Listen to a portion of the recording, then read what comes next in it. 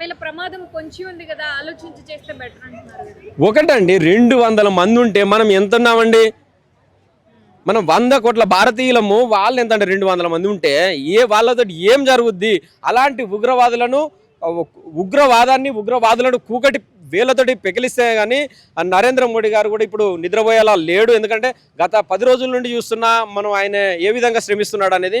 అదేవిధంగా భారతీయులందరూ కోరుకుంటున్నారు మనం చచ్చినా మంచిదే, కానీ మన భావితరాలకు, మన భవిష్యత్తుకు, మన పిల్లలకు ఇలాంటి ఉగ్రవాదులు అనేది, ఇలాంటి వాళ్ళ ముప్పు ఉండదు అనేది చిన్న పిల్లలు కూడా కోరుకోవడం జరుగుతుంది. సో తప్పకుండా వీళ్ళను అంటే శిక్షిస్తేనే సరి అయిన సమాధానం ఉంటుంది అంటున్నాము. అదేవిధంగా ఈరోజు ఏదైతే భారత్ జవాన్లు ఉన్నారో వాళ్ళు స్పెషల్గా నరేంద్ర మోడీ గారు కూడా అనేక మీటింగ్లలో, ఇప్పుడు అనేక వాళ్ళ మీటింగ్లలో, చర్చలలో చెప్పడం జరుగుతుంది.